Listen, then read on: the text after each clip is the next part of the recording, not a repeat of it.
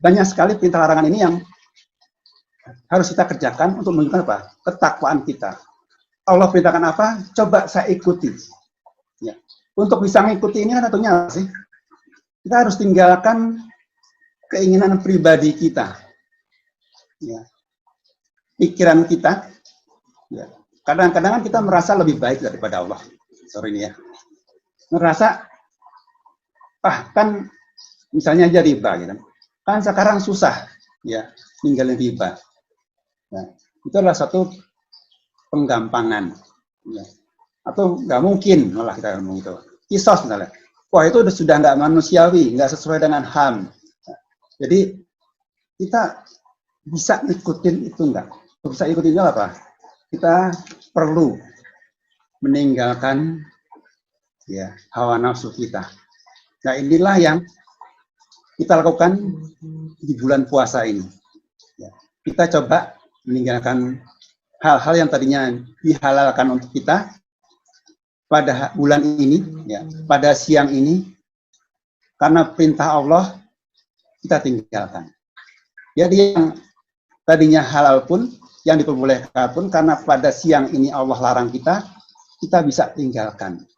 Makan, minum, syahwat, dan semua membatalkan kita tinggalkan. Ya.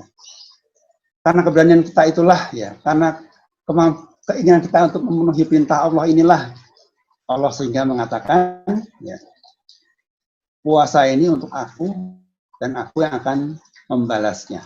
Jadi Allah menentukan pahalanya sendiri, ya. Minimal kebaikan yang kita lakukan dibalas Allah 10 kali lipat.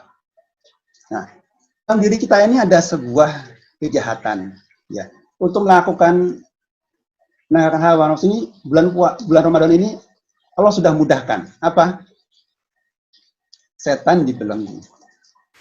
Jadi kalau di bulan Ramadan ini kita masih maksiat, kita masih suka bohong, ya, masih korupsi, ya, masih nipu, jangan nyalahin setan.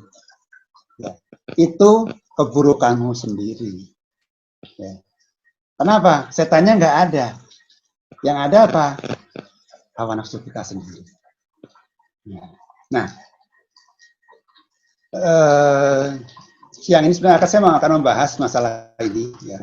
Saya akan mengambil referensi dari pelajaran-pelajaran yang pernah saya terima, yang referensinya adalah dari buku Materi Salikin, karangan Ibnu Qayyim An-Nafas. Ya. Jadi kita mulai dari penciptaan manusia. Ya. Manusia itu diciptakan dari tanah liat yang kering, kemudian disempurnakan bentuknya sempurna, tiupkan ruh di dalamnya. Ada dua komponen dalam diri kita, ada yang dari tanah dan ada yang bukan dari tanah, atau dalam materi dan non materi. Nah, yang dari materi ini, yang dari tanah, kalau kita mati ya kembali ke tanah. Yang bukan dari tanah akan kembali kepada Allah. Jadi yang nantinya ya dimintakan pertanggungjawaban. Jadi diri kita yang betul yang mana sih? Yang non materi. Yang tanah habis. Kalaupun nanti dikasih tubuh baru, bukan seperti yang sekarang. Kenapa? Tubuh yang tidak pernah tua, ya, yang tidak pernah rusak. Ya. Kalau di neraka disiksa hancur, jadi lagi baru. Nah, dalam kajian An-Nafas ini kelihatan kalau pakai HP susah emang ya. Mesti kelihatan sih. Baca nggak? Baca ya. Jadi dalam kajian An-Nafas biasanya ada 3 keadaan diri. Ya. An-Nafas ini sebenarnya punya makna beberapa makna dalam Quran, tergantung kepada keadaannya. Kita dalam bahasa sehari-hari kita bilang An-Nafas ini adalah diri. Jadi ya tadi terdiri dari tubuh dan dari ruh gitu ya, materi dan non materi. Nah, tapi keadaannya berbeda. Yang pertama yang biasa dikenal sebagai nafsu amarah, ya, nafsu yang membawa pada keburukan. Ya. Yang membawa kita menjadi orang yang bisa dibilang ingin memuaskan nafsunya. Biasanya ini digunakan adalah keadaan tentang Nabi Yusuf, bagaimana beliau ya, harus menahan nafsunya ketika digoda oleh Zulekha. Nah, Zulekha pengen, Yusuf pun sebetulnya juga pengen. Nah, tapi Nabi Yusuf, ketika pada puncak-puncaknya dia mendapat pertolongan Allah, diberikan tanda oleh Allah sehingga apa? Dia bisa mengendalikan hawa nafsunya. Di sini dia berkata betapa hebatnya nafsu itu mendorong kepada sebuah keburukan kalau kita tidak bisa mengendalikannya. Kalau itu tidak ditolong Allah untuk bisa keluar dari situ. Ya. Ini yang kita dalam terjemahan sehari-hari disebut sebagai nafsu, itu sebagai nafsu. Kemudian adalah keadaan kedua adalah nafsu lawamah. Ya, nafsu yang masih terombang-ambing. Ya. Dirinya sudah tahu mana yang baik, mana yang benar, tapi susah sekali untuk menjalankan kebenaran itu. Ya. Tahu zina itu dilarang misalnya gitu ya, tapi kadang-kadang kejeblos ke sana. Mabuk dilarang, kadang-kadang kejeblos lagi ke sana. Habis kejeblos, nyesel. Ya. Tapi minta ampun, lalu kejeblos lagi. Jadi, tapi sudah mendingan, ya. Ada sebuah penyesalan, ada sebuah pengetahuan di mana dia salah, di mana dia benar. Ya. Yang terakhir adalah nafsu mutmainnah. Ya. Ini adalah nafsu yang harusnya kita temukan di sini. Ya. Nafsu yang diri yang dipanggil oleh Allah, ya ada nafsu mutmainnah, ya. Nafsu yang dipanggil oleh Allah untuk kembali ke Allah. Jadi nafsu yang didekatkan, diri yang sudah didekatkan oleh Allah. Oke. Nah, dalam kitab Majelis Salikin tadi, Ibnu Qayyim membagi 3 juga, tetapi bukan nafsu amarah, lawamah maupun mutmainnah. Beliau hanya membagi 3, ya, nafas awal, nafas tsani, nafas salis, ya. Nafas pertama, nafas kedua, nafas 3. Nggak ada namanya. Ya. Tapi beliau menggambarkan bagaimana keadaan orang itu yang berada di nafas yang pertama atau nafas awal. Inilah orang yang bisa disebut sebagai orang yang diri yang berada dalam sebuah kegelapan. Diri yang masih terbelenggu oleh nafsunya. Ya. Jadi apa-apa diukur oleh pikirannya. Ya. Yang disebut baik, ya, itu adalah apa yang dilihat oleh matanya, apa yang dirasakan oleh keinginannya. Ya. Jadi keadaan diri yang gelap, keadaan diri yang tertutup, di mana sang jiwa tadi, yang ruh yang akan kembali ke Allah, tertutup oleh banyak hal, ya.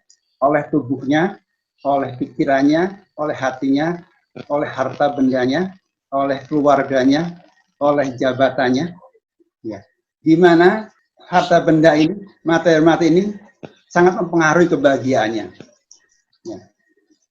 Kalau punya anak pintar, dia senang. Tapi sebaliknya, begitu anaknya bodoh, kena narkoba, dia sedih. Jadi betapa keadaan di sini, ya, sangat mempengaruhi keadaan dirinya. Inilah yang membuat dia senang, inilah yang membuat dia sedih. Kita mungkin bayangkan, aduh kalau punya rumah di Pondok Indah, ya, saya bahagia. Ukuran kebahagiaannya tergantung pada apa? Nafsunya. Dia mau terpenuhi nafsu, maka dia bahagia. Sebaliknya yang diharapkan tidak jadi, sedih. Jadi sangat terikat ini. Dan keadaan sebetulnya adalah selalu dalam keadaan kesedihan. Kenapa? Takut kehilangan ini semua. Jadi betul-betul yang namanya nafsunya, pikirannya sangat mempengaruhi keadaan dirinya. Yang semuanya itu diikat kepada harta bendanya. Bahkan, ya, dia itu bisa tenggelam, ya, seperti orang gila. Artinya apa? Orang gila itu kalau dia mikir jadi raja gitu ya. Jadi raja dia tuh bisa ketawa-tawa. Ya. Begitu kita ingatkan bahwa dia bukan raja, dia jadi sedih. Nah, kita pun kadang-kadang ngalamin itu. Kita bikin apa? Kebahagiaan sendiri, susah-susah sendiri. Ya. Misalnya saja yang penggemar sepak bola ya. Setelah saya fanatik dengan Persib. Ya. Begitu Persib main di final Piala Presiden katakanlah dengan lawan Persija. Kalau dia menang, betapa bahagianya kita. Ya. Sebaliknya kalau kalah, betapa sedihnya kita. Banyak yang sampai apa? Nangis-nangis. Ya, ini Persib ketika kalah lawan Makassar. Itu Persib. Ya. Jadi dibikin-bikin sendiri. Ya, buat orang Jakarta, buat orang Medan, Persib kalah nggak pengaruh apa-apa. Kenapa? Tidak ada keterikatan dirinya dengan Persib. Tapi begitu kita mengikatkan diri kita pada sesuatu materi, sesuatu kesukaan, ya, apalagi yang hobinya koleksi macam-macam gitu ya, ya, itu bisa jadi aneh-aneh sendiri gitu ya. Jadi sebuah kelangkaan misalnya menjadi sebuah kebanggaan dan sebuah kebahagiaan. Misalnya nemu apalah ya, misalnya kalau perempuan tuh tas itu kan, tas yang langka, ya. Semakin langka, semakin bahagia dia kalau punya. Jadi apa? Dibikin sendiri. Karena kelangkaan itu bisa aja karena gagal produk, nggak laku, kemahalan, gitu. Nah, sekarang rumah tangga kita sakinah mawadah rahmah, tapi gara-gara nonton drakor, gitu ya, maka emosi kita terlibat kepada lika-liku cintanya orang yang tidak kita kenal. Jadi kita ini kadang-kadang bisa bikin masalah sendiri, bisa bikin senang sendiri, bisa bikin bahagia sendiri. Tapi begitu kita terikat dengan sesuatu yang membuat kita bahagia, maka siap-siaplah juga untuk kita kehilangan itu, dan itulah menjadi sumber kesedihan kita. Kita kaya, ya. Orang pikir kalau kaya itu bahagia. Tapi kalau kita takut kehilangan kekayaan kita, maka sebenarnya apa? Kita selalu hidup dalam ketakutan. Kita jadi pejabat. Tapi kalau kita takut suatu waktu dicopot, maka itulah menjadi beban hidup kita.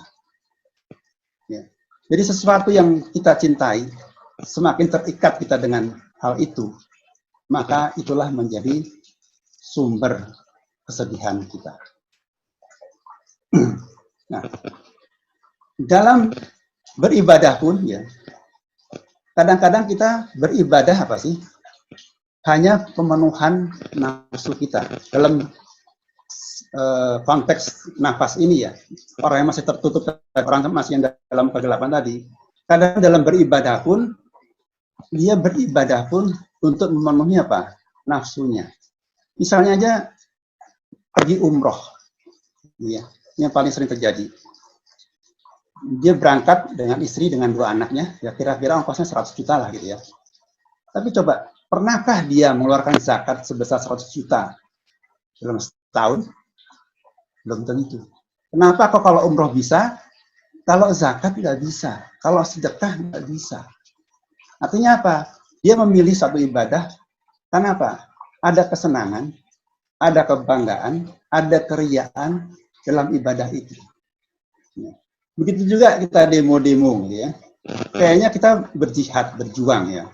Mungkin ada banyak yang demo atau sebelum satu, makanya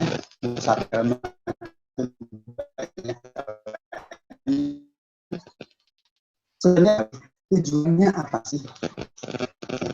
Manakah yang dirahmati dan yang tidak dirahmati? Sebenarnya kita bisa rasakan. Bagian 212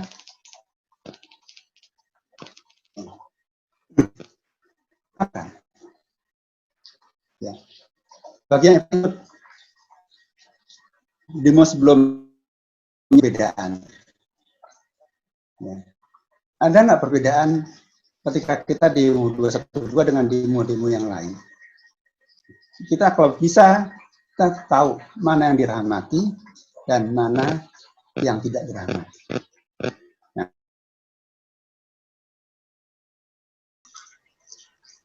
dalam ibadah-ibadah kita, jangan sampai ibadah itu memenuhi nafsu kita tadi ya.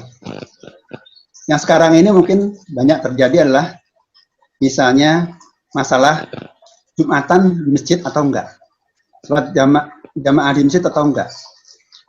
Nah, yang ngotot, yang pengen, ya, coba lihat kembali. Itu sebenarnya keluar dari sebuah petunjuk, ya, sebuah tuntunan atau ingin nafsu. Pokoknya aku pengen di masjid. Gitu. Pokoknya ini begini. Ya. Memang katanya adalah menjalankan sebuah perintah, sebuah sunnah. Ya. Tapi betul nggak seperti itu? Coba kita lihat lagi. Ya. Betul nggak? Ya. Kita lihat tandanya pasti dirahmati apa nggak dirahmati. Ada tenang nggak di sini? Ya. Syahwat kita misalnya, saya bandingkan lagi ya. Namanya syahwat ya. Syahwat yang dirahmati adalah kita bisa membangun keluarga yang sakinah, mawadah, warahmah. Artinya, sebaliknya dengan syahwat, kita bisa berzina. Yang tidak mungkin kita dapat ketenangan di dalamnya. Nah, begitu juga dengan ketika kita melakukan suatu ibadah, sebuah perjuangan untuk menjalankan perintah Allah, coba lihat di hati kita, lidah kita, apakah muncul sebuah ketenangan atau sebuah emosi, ya, sebuah suasana yang panas, gitu ya, panas. Ya. Ya kalau dilarang pun marah. Gitu. Nah kita tahu misalnya Sayyidina Ali, ya, ketika dia berperang mau bunuh orang tapi didudahi, dia nggak jadi membunuh orang itu kan apa? Dia nggak mau melakukan sesuatu dalam emosi. Ya. Nah, kita perlu belajar itu melihat, ya, dalam menentukan suatu keputusan, lihat apakah ini dirahmati, ya, ini sebagai petunjuk Allah, atau dari emosi saya pribadi. Nah,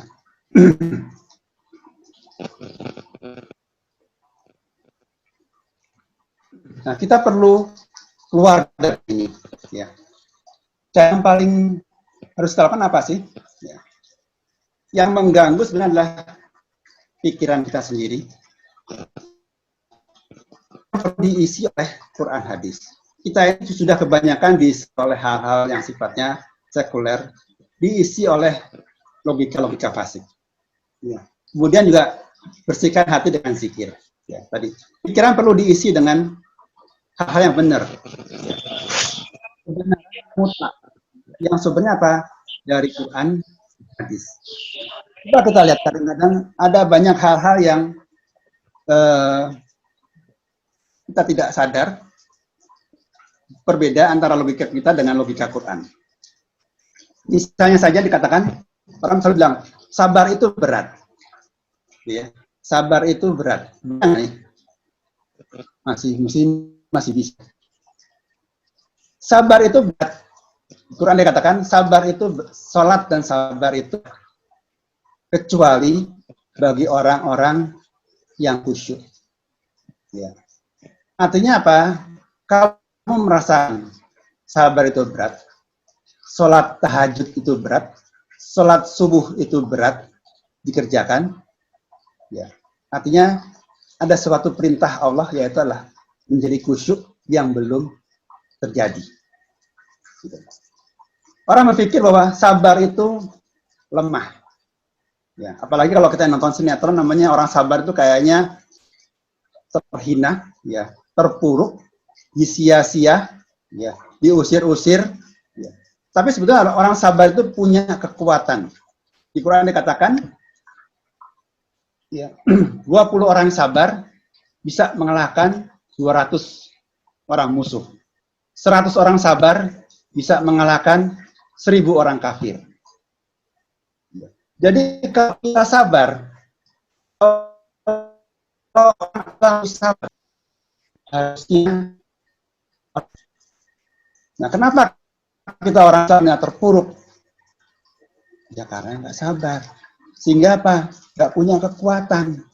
Kalau sabar itulah sebuah kekuatan yang 10 kali lipat daripada orang biasa. Sabar itu sebuah kekuatan sendiri. Ya. Kemudian orang beriman itu hidupnya susah. Saya pernah punya teman, ya, belajar sholat khusyuk, nggak lama dia stop. Kenapa? Setelah belajar sholat khusyuk, jadi banyak masalah hidupnya. Di rumah tangganya masalah, di kantornya masalah. Ya, mungkin dia melihat ada satu ayat ya, dengan kamu mengatakan kamu beriman, jika kamu belum diuji. Jadi begitu kita beriman, begitu kita jadi baik, maka yang muncul apa? Ujian. Jadi susah hidupnya. Padahal dikatakan orang beriman, siapa yang percaya kepada Allah, percaya kepada hari akhir, percaya kepada lalu beramal soleh, maka lahafun alaihim walahum yahzanun. Tidak ada khawatir dan tidak ada sedih hati. Jadi orang beriman, ya, itu adalah hidupnya nggak pernah susah, nggak pernah khawatir.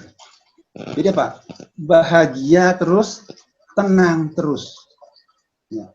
Kalau kita masih punya kegelisahan dalam hidup kita, artinya kita punya masalah dengan iman.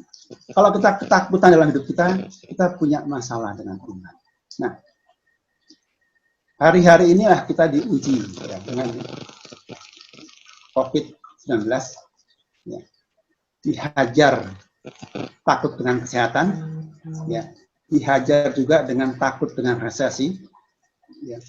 Jadi dua sisi, kematian ya, dan juga penghidupan kita. Ya, kita lihat bagaimana kita menyikapinya, karena iman kita untuk melewati ini. Kalau kita beriman, insya Allah, Allah akan kasih kita petunjuk. Contoh yang lain adalah kalau kita menggunakan logika accounting gitu ya, logika finance, ya, logika keuangan sekuler, yang sedekah itu adalah pengurangan daripada tabungan, pengurangan dari harta. Ya, jadi kalau kita dulu sekolah SD hemat pangkal kaya, ya, jadi nabunglah sebanyak-banyaknya. Ya. Tapi di Islam, ya, justru sedekah itulah punya balasan berkali-kali lipat. Ya.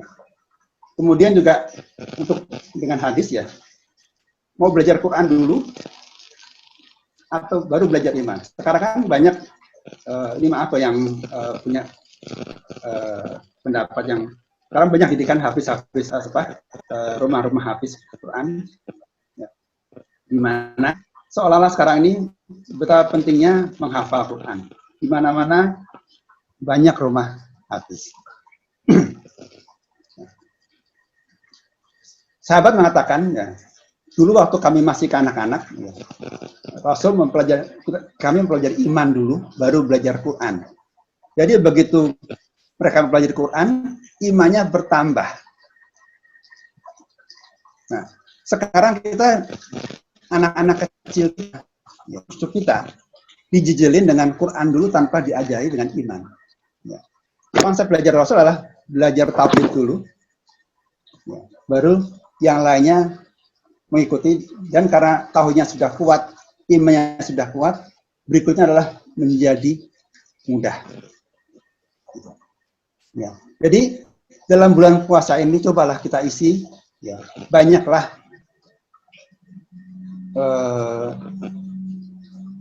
membaca Quran, mempelajarinya, ya, bertafakur, mengkaji Quran, bukan coba ngejar khatam aja, tapi coba mempelajari Quran supaya apa? Kepala kita, ya, pikiran kita, logika kita diisi oleh logika yang benar, yang sumbernya Quran dan hadis. Kemudian begitu juga dengan hati kita, ya, coba diisi dengan kebaikan.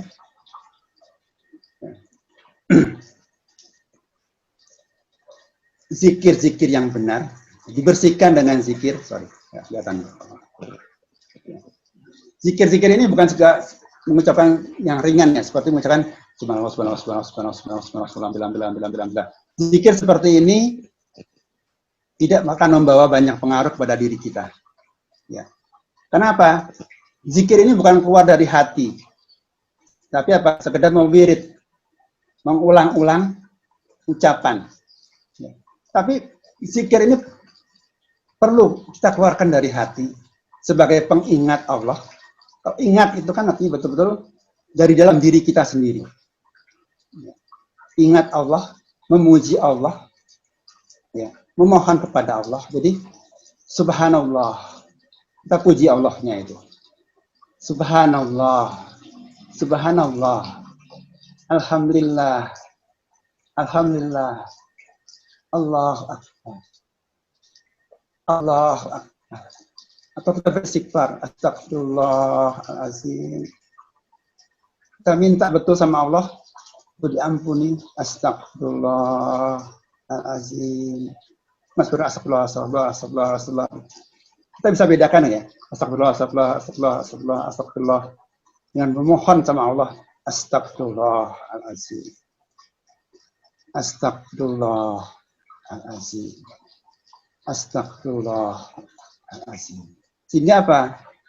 Zikir itu nantinya dibalas Allah. Waskuruni askurkum. Ya. Jadi kita ingat Allah, Allah pun akan ingat kita. Ada respon baliknya. Nanti hasilnya akan kelihatan. Di dada kita bagaimana? Muncul nggak rasa tenang? Muncul nggak sebuah kelapangan di hati kita? Ya. Sehingga apa? Dengan zikir itulah hati kita bersih dan semakin lama juga imannya bertambah. Tanda zikir yang benar apa sih? Ya.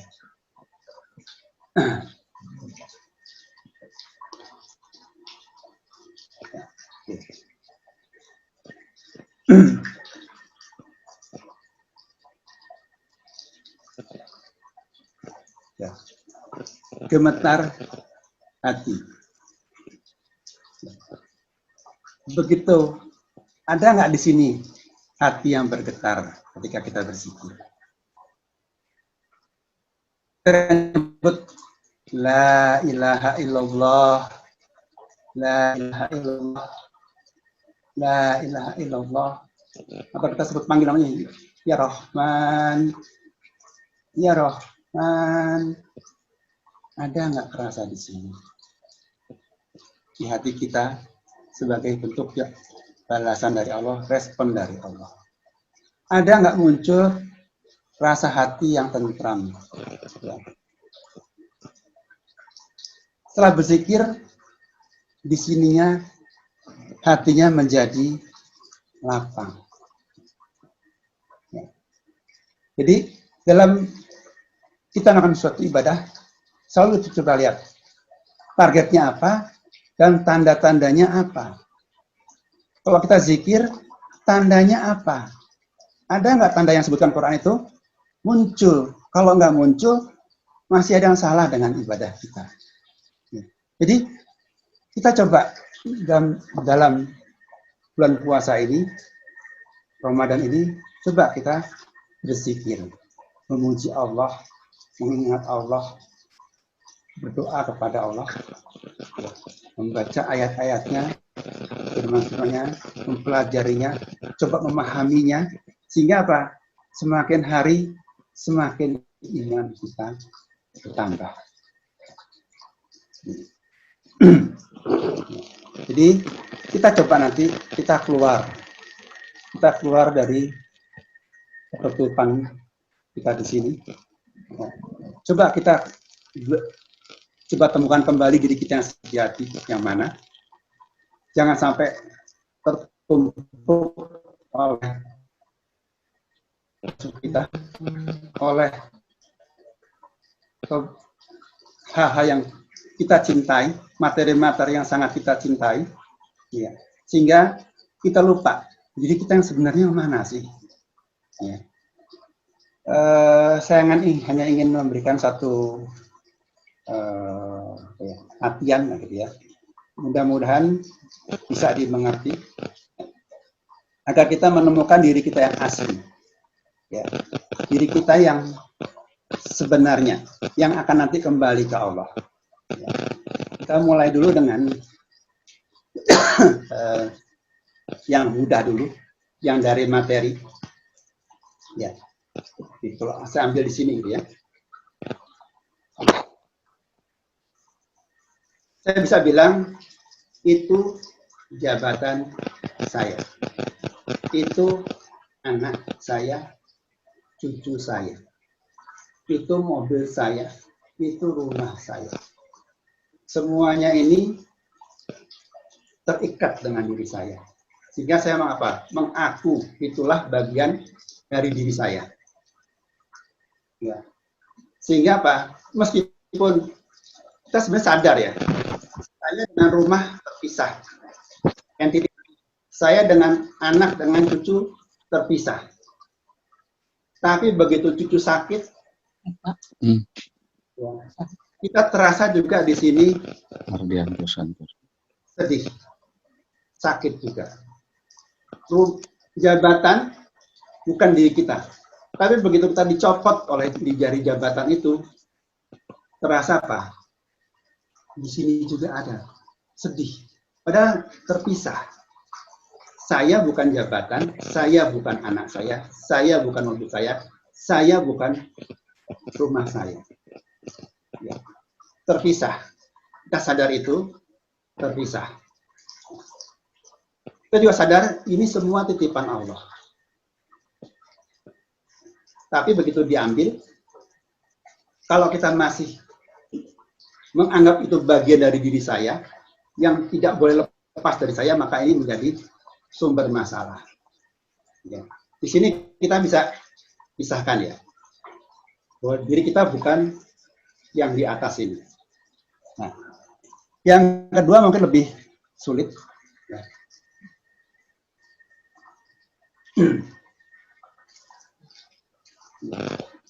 Ini sebenarnya lebih gampang di sini kalau kita merem.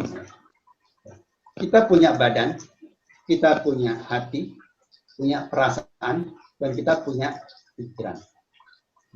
Kalau kita diam sekarang ini ya, kita bisa melihat, badanku lemes, perutku lapar, tenggorokanku kering. Ya. Saya, artinya apa? Saya sedang melihat badan saya. Kemudian saya lihat pikiran saya. Bisa nggak saya lihat pikiran saya? Bisa. Oh, saya ingat ada sebuah kejadian waktu saya kuliah dulu. Ya, saya ditolong oleh teman. Atau sebaliknya, saya kok lupa ya, naruh kunci kamar di mana nih? Itu apa? Saya melihat pikiran saya. Oh, saya punya ide. Artinya, saya melihat pikiran saya. Sekarang saya lihat hati saya, dada saya, perasaan saya. Saya kok tenang ya? Kok lagi bahagia ya? Atau sebaliknya, aduh, aku sedih nih. Kok aku sedih? Kenapa aku sedih? Atau aku marah betul sama orang tadi. Aku kesal betul sama orang tadi. Artinya, saya sedang melihat hati saya. Nah, pertanyaannya, siapa yang melihat itu? Jadi dalam diri kita itu ada yang selalu melihat, bisa melihat. Itu mobil saya, itu rumah saya. Dalam diri kita ini pun kita bisa lihat. Dia bisa melihat, oh kakiku sakit, oh perutku lapar, oh tenggorokanku kering, oh pikiranku sedang ruwet, oh aku sedang banyak ide, oh hatiku sedang bahagia, oh hatiku sedang sedih. Jadi dalam Quran dikatakan dalam diri kita ini ada basiroh, ada yang melihat, termasuk misalnya kita bohong, dia akan bertanya, kenapa kamu bohong? Kenapa kamu nipu? Kenapa kamu zina? Kenapa kamu nggak sedekah yang lebih banyak? Jadi ada basiroh. Nah, inilah yang coba kita temukan, coba kita munculkan kembali, ya, selama Ramadan ini, sehingga apa? Inilah yang menjadi ya, kurir dalam diri kita, yang mengendalikan hawa nafsu kita, yang mengendalikan diri kita, tubuh kita, pikiran kita, hati kita, dan semua harta yang benda kita miliki, sehingga semuanya adalah menjadi rahmat bagi orang-orang yang sekitar kita. Kita punya harta menjadi rahmat, kita punya pikiran menjadi rahmat bagi semua orang, kita punya hati, perasaan juga memberikan kebahagiaan, memberikan ketenangan kepada banyak orang. Inilah yang coba kita cari. Ya. Dan inilah proses yang dalam bulan puasa ini Allah proses selama 30 hari. Ya. Harusnya kita bisa melihat perkembangannya dari hari ke hari. Ya. Kalau dalam hadis dibagi 10, kita bisa melihat harusnya dalam 10 hari ini mungkin pertama-tama kita masih punya masalah dengan tubuh kita. Ya. Jam 4 sudah kelaparan, ya. Sudah kehausan, sudah lemes, tapi lama-lama nanti hilang. Ya. Mungkin kita sudah mulai merasakan buka puasa juga biasa-biasa saja, ya. Nggak terlalu menggebu-gebu seperti hari-hari awal. Ya. Kita sudah mulai mikir keluarkan zakat di mana, ya. Banyak-banyak sedekah. Ya. Kita sudah mulai, bisa sekarang banyak, apalagi sekarang. Ya.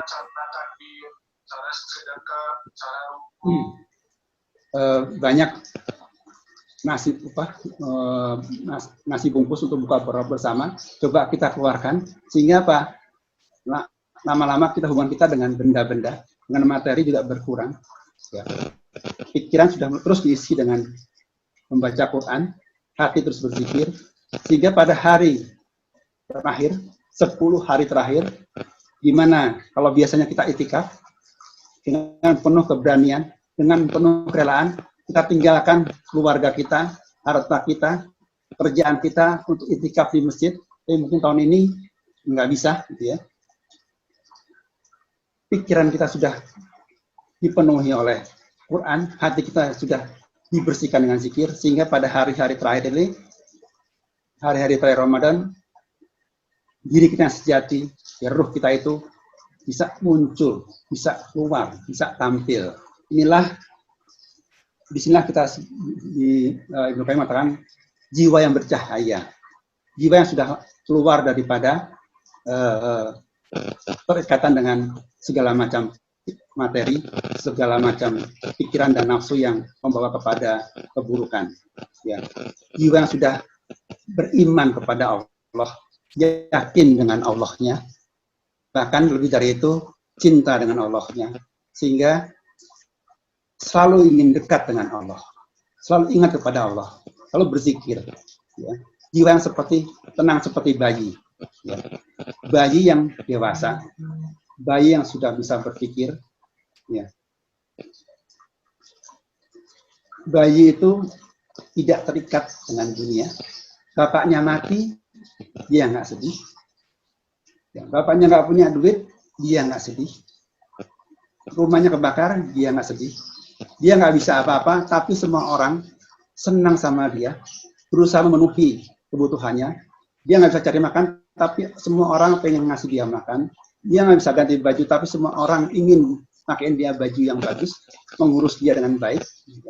Jadi betul-betul bergantung kepada Allah, ya, dan Allah pun akan memenuhi segala kebutuhannya. Inilah yang kita harapkan kita bisa dapatkan di bulan Ramadan ini, jiwa kita yang asli, diri kita yang asli, yang sudah bercahaya oleh cahaya Allah. Dan ini coba kita lihat prosesnya dari hari ke hari, bagaimana perkembangannya. Gak usah nunggu 30 hari, kita bisa lihat hariannya. Ya. Dalam hadis dikatakan, ada dua kegembiraan orang yang berpuasa. Yang pertama adalah kegembiraan ketika dia berbuka. Ya. Dan yang kedua adalah kegembiraan ketika dia bertemu rohnya. Ya. Ada dua kegembiraan. Jadi, buka puasa itu adalah sesuatu yang menggembirakan. Kita semua tahu itu. Ya. Tapi kita dapat nggak kegembiraan yang kedua ini? Yang bertemu dengan rohnya. Kalau enggak, artinya apa? Kita ini cuma dapat lapar dan haus saja. Ya. Ketika nafsu turun, sebaliknya ketika diri kita semakin ingat sama Allah, artinya apa? Dari ke hari kita semakin dekat sama Allah, semakin jelas ya. Kedekatan itu kita rasakan harusnya. Rasanya apa? Tenang nggak di sini? Lapang nggak di sini? Bahagia nggak dalam diri kita ini? Ada itu nggak? Buka puasa kita rasakan kegembiraan. Nah ini ada sebuah kegembiraan yang mestinya lebih besar dari itu adalah bertemu dengan rohnya. Ya, ini bisa kita lihat. Mungkin hari pertama belum, hari kedua belum, hari ketiga. Berikutnya 10 hari sudah mulai terasa. Kenapa? Ya, kita sudah berbeda harusnya ya. Tadi nafsu kita sudah turun. Ya, ini ada dua keadaan makan.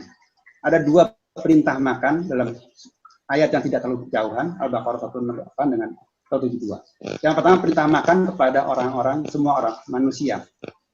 Makanlah yang halal bagi dan dari apa yang terdapat di bumi, dan janganlah kamu mengikuti langkah-langkah setan. Ya. Kemudian, hai orang-orang beriman, makanlah di antara rezeki yang baik-baik yang kami berikan kepadamu, dan bersyukurlah kepada Allah, jika benar-benar hanya kepadanya lah kamu kembali. Jadi ada dua keadaan makan.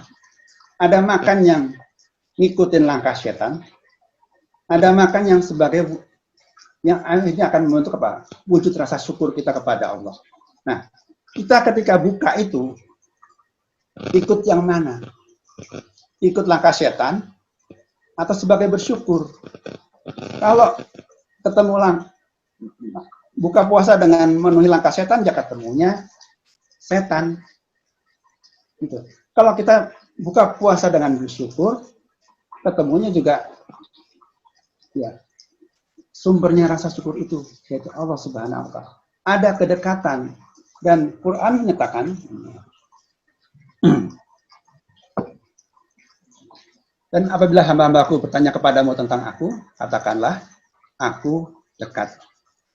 Aku kabulkan permohonan orang-orang yang berdoa apabila dia berdoa kepadaku. Hendaklah mereka itu memenuhi perintahku dan beriman kepadaku agar mereka memperoleh kebenaran.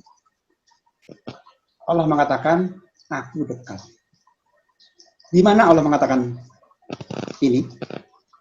Allah mengatakan ini adalah ayat yang paling jelas tentang keberadaan Allah. Dan yang adalah Allah sendiri. Allah mengatakan, aku dekat. Ya, jadi ini adalah ayat yang paling jelas di mana Allah.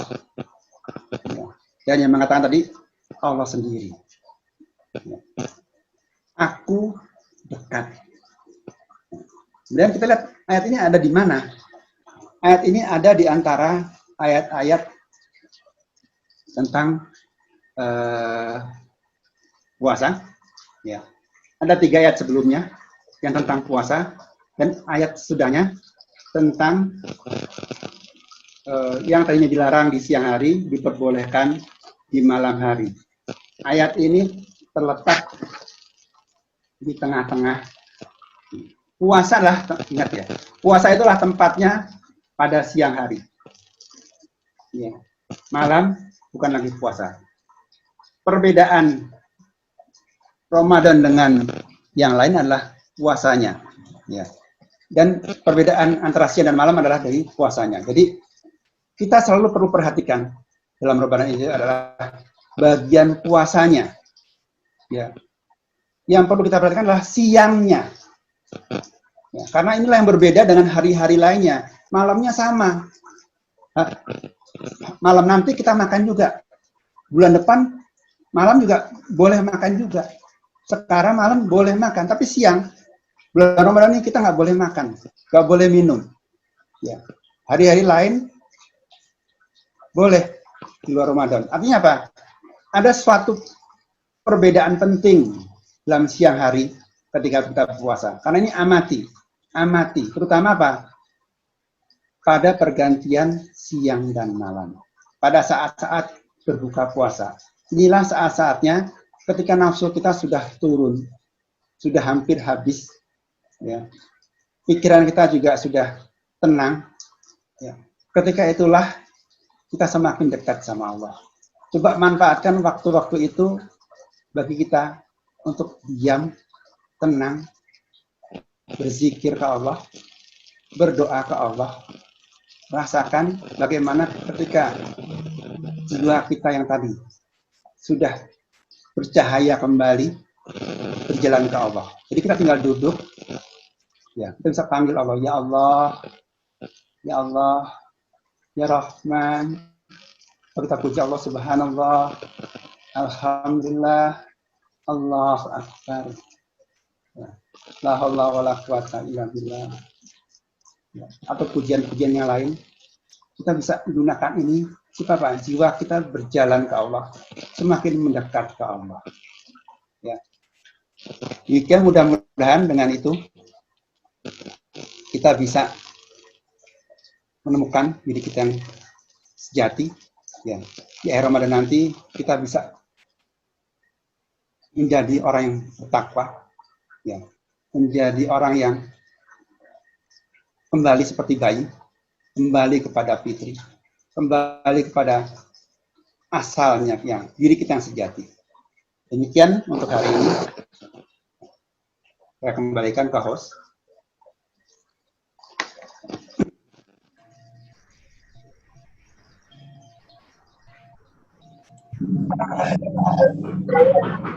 Terima kasih Pak Mas Anto. Selanjutnya, baik, kita adakan tanya jawab bagi rekan-rekan yang ingin memperdalam atau ada hal lain yang ingin kita diskusikan atau ditanyakan kepada Mas Anto. Kan? Kita pertanyaan pertama dulu. Siapa yang mau bertanya? Sudah saya unmute semua.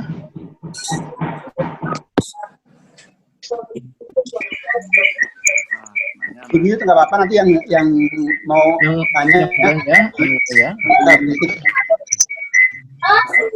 Halo. Oke, silakan. Pak.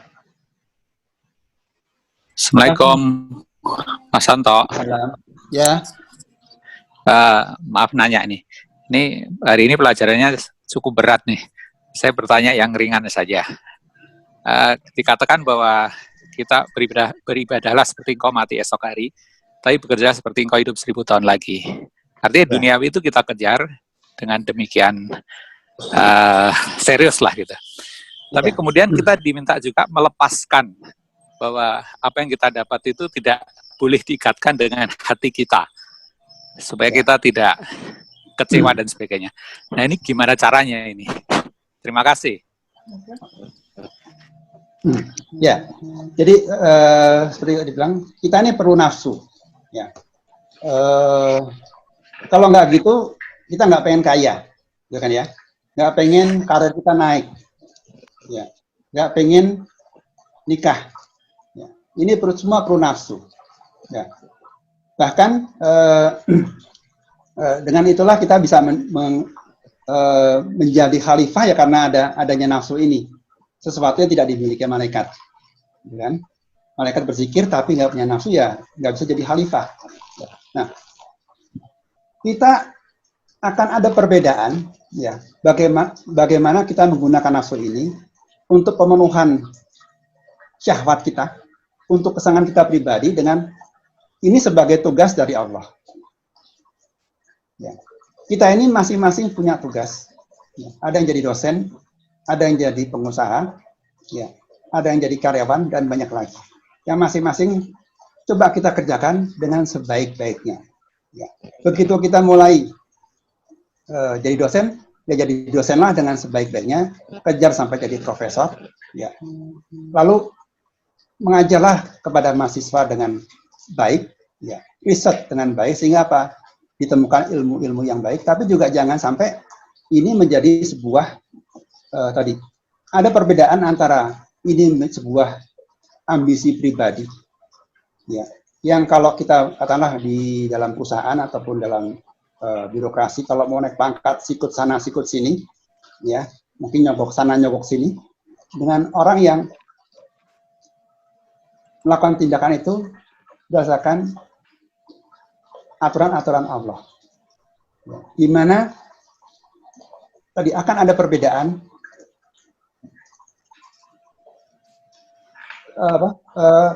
terikat nggak dia dengan dirinya.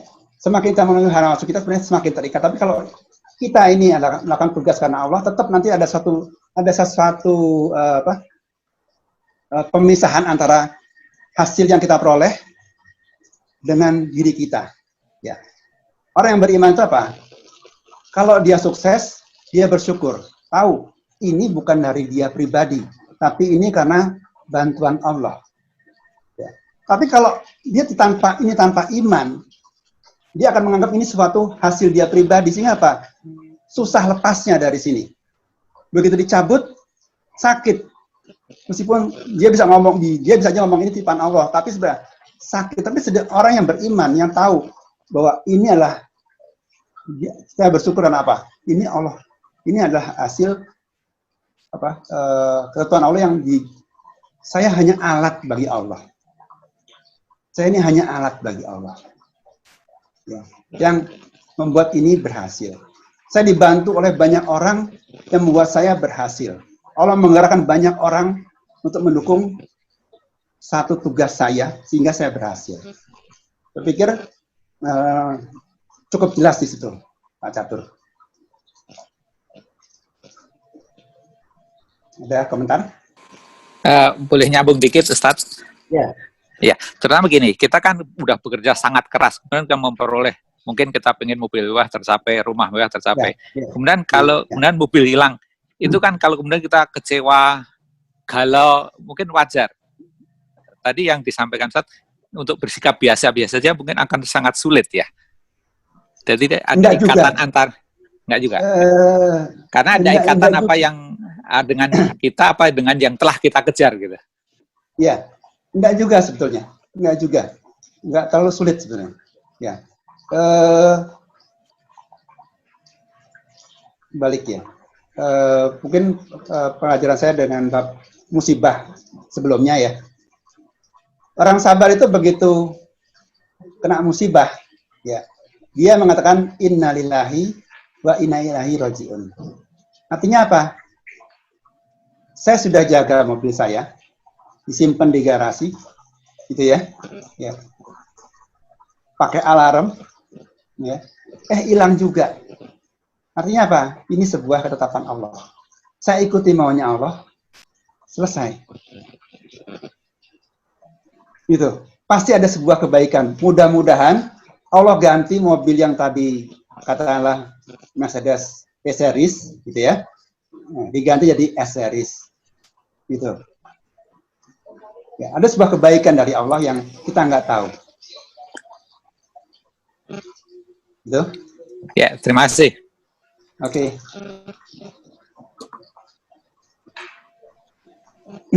Silakan teman-teman yang lain. Di unmute yang ingin bertanya.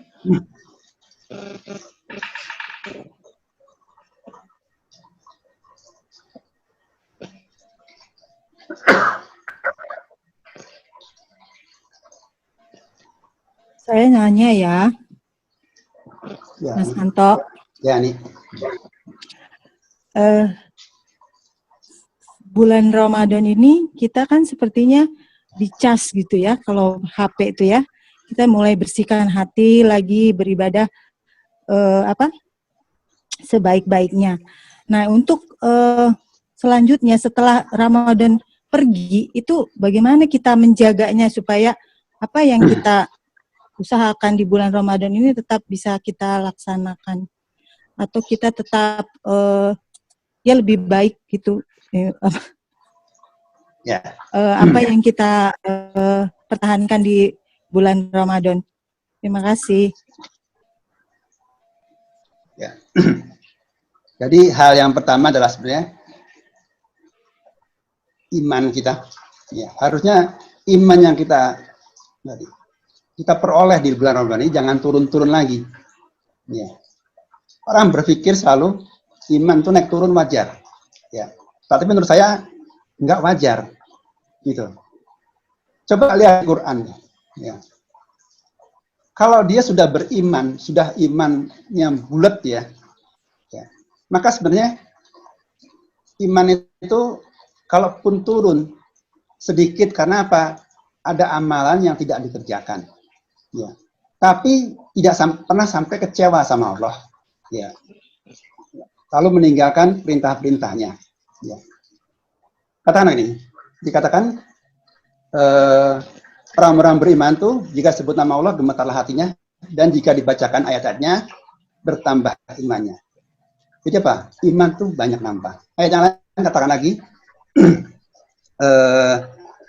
dialah yang menurunkan keterangan dalam hatimu supaya imanmu bertambah dari keimanan yang sudah ada. Jadi dalam banyak ayat di Quran, iman itu apa? Nambah terus. Nambah gitu kan. Jadi harusnya 10 tahun lalu dengan sekarang iman kita ini harusnya ada perbedaan yang cukup jauh. Kalau kita Ramadan kita benar dan kita pertahankan. Ya. Tadi kebiasaan Ramadan ya pertahankan ya. Jadi jangan sampai tadi ibadah juga nafsu ya. Dulu misalnya mungkin beberapa tahun lalu banyak lah tuh di mana-mana grup WA odots ya, one day one juice. Lama-lama bosen. Sekarang yang banyak adalah one day one page. Jadi jauh banget nih. Dulu 1 juz, sekarang cuma 1 halaman, cuma 1/20-nya aja. Kenapa? Bosen. Nah, Rasul mengatakan, Allah itu suka dengan ibadah yang istiqomah, meskipun itu sedikit. Istiqomah apa? Rutin. Orang kalau melakukan sesuatu yang rutin, artinya apa? Dia sudah ngelewatin gejolak nafsunya. Rutin itu apa? Dia bisa konsisten, artinya ada. Mau senang mau nggak senang dia kerjakan terus. Ya, ini apa? Kita bisa mengalahkan nafsu. Nah, berikutnya adalah coba pertahankan diri tadi yang sudah ketemu tadi itu, diri yang sudah bercahaya, dipertahankan sadar terus. Ya. Sadar terus dengan apa sih? Selalu kembali ke Allah. Kembali lewat apa? Kita bisa kembali lewat yang namanya musibah. Ya. Orang kalau ada musibah, dia mengatakan inna lillahi wa inna ilaihi raji'un. Jadi begitu ada musibah, dia kembali ke Allah. Begitu ada masalah, dia kembali ke Allah. Atau yang rutin lagi adalah ketika sholat. Ya. Sholat itu apa? Orang khusyuk lah, dia meyakini bahwa dia berjumpa dengan Tuhannya dan dia kembali kepadanya. Jadi dengan sholat Allah, kita sadar tadi siapa kita kembali ke Allah. Ketika sujud, kita nyembah Allah, kembali ke Allah, mendekatkan diri kembali ke Allah, tahu yang mana yang jalan ke Allah yang mana. Ya kalau tadi ada pikiran, ya, ada hati, ada tubuh, dan ada yang ngamatin. Nah, coba ini yang jalan ke Allah. Ketika ruku, ketika sujud, ya, menyembah Allah, coba ini jalan mendekat ke Allah. Yang tadi basiroh tadi itu. Ya. Atau ketika kita tidur. Ya. Tidur itu sama dengan mati sebenarnya. Ya. Allah menggenggam jiwa yang orang tidur dan menggenggam jiwa orang yang mati. Dan menahan jiwa yang orang mati dan melepaskan jiwa orang yang tidur. Karena itu doanya mau tidur apa? Bismillahirrahmanirrahim ahya wa bismika amut. Dengan namamu aku hidup dan dengan namamu aku mati. Jadi doa tidur itu bukan doa mau tidur, tapi doa siap-siap mau mati. Begitu juga dengan ketika kita bangun. Doanya apa? Ya. Segala puji bagimu yang telah menghidupkan aku dari matiku. Dan hanya kepadamu kami kembali. Jadi apa? Bangun tidur itu sebenarnya bukan bangun tidur, tapi bangun dari mati. Dan nanti malam kita akan kembali mati. Ya. Setiap kali kita punya kesempatan, kita kembali ke Allah.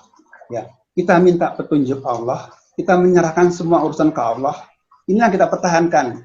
Hidup kita yang tadinya dengan Allah selama bulan Ramadan ini dekat, dipertahankan kedekatannya lewat sholat, lewat musibah, lewat tidur, lewat doa-doa, lewat zikir-zikir. Dijaga kedekatan yang dengan Allah ini yang jangan sampai hilang. Itu kira-kira itu Mbak Ani. Terima kasih Mas Anto. Ya, Mas Anto mau nanya, Sariman. Ya. Terkait yang dari ini ibadah yang istiqomah tadi ya. Kan Allah senang dengan yang istiqomah gitu. Nah, sekarang bulan Ramadan ini kan dianjurkan banyak meningkatkan ibadah. Dan artinya terjadi ada peak session di bulan Ramadan ini. Sementara itu di bulan yang lain belum tentu kita melakukan hal yang sama. Nah ini korelasi dengan istiqomahnya nanti seperti apa nantinya ini ya. Itu yang pertama. Kemudian yang kedua tadi terkait dengan metode ini tadi ya. Saya tadi nggak begitu nangkap tadi yang kalau di zaman Rasulullah itu iman dahulu yang ditanamkan secara itu Al-Quran. Nah, sekarang kan kita ini tidak nih, karena sudah Qurannya sudah jadi kan, sudah utuh gitu ya. Nah, kita sekarang belajarnya Al-Quran dahulu.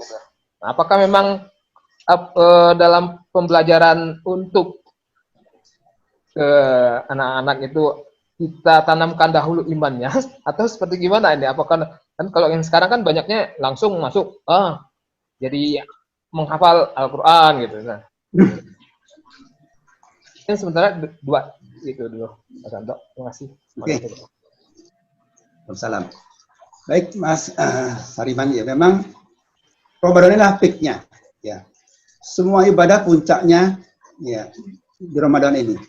Ya. Memang waktu juga memang kita siapkan satu harian ini buat ibadah. Ya.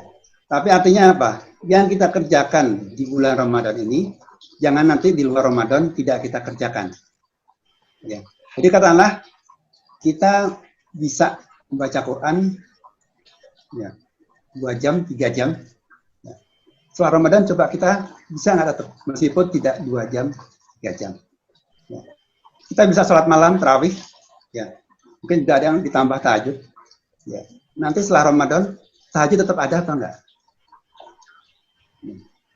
Jadi tetap ada suatu konsistensi. Yang tadinya kita nggak pernah kerjakan, di bulan Ramadan dikerjakan, bisa nggak kita pertahankan? Saya lebih ke arah di situ konsistensinya itu. Ya, atau ya tadi kita tahajud biasa kerjakan, ya, atau baca Quran. Nah, di bulan Ramadan ditambah. Memang karena memang bulan ini adalah peak-nya. Seperti Mas tadi bilang, ini peak-nya. Jadi intensitasnya ditambah. Tapi setelah puasa jangan jadi hilang. Tetap ada dan konsisten terus. Nah, kemudian yang kedua mengenai metode. Ya. Sekarang ini, ya, saya kadang-kadang kita melihat kembali ya. Rasul, ya, saya kadang-kadang dulu sampai saya begini, ada satu penasaran sebenarnya dulu saya tuh. Saya pernah coba cari-cari bagaimana Rasul itu mengajarkan umatnya, ya, mengajarkan umatnya, sehingga apa? Orang seperti Bilal, ya, seorang budak, gitu ya, bisa menerimanya dan sangat yakin, sehingga dengan sedikit ayat, ya, beliau disiksa, ditimpa batu, udah mau dibunuh. Ya, disuruh milih, kamu balik ke agama lama atau mati. Dia milih mati. Dengan sedikit ayat, karena jumlah ayatnya juga, surat-suratnya juga masih sedikit kan. Tapi kok bisa punya keimanan seperti itu, sedangkan kita yang Qur'annya lengkap, kok rasanya kok kalau disuruh milih seperti itu, mikir-mikir juga, mau hidup, ya, atau yang lain. Ya. Kita mungkin milih selamat duluan. Nggak punya keberanian iman seperti Bilal. Ya, artinya apa? Ada sebuah metode yang mudah, yang sangat melekat di hati, yang orang sederhana pun, katakanlah gitu ya, seorang budak pun bisa menerimanya, memahaminya.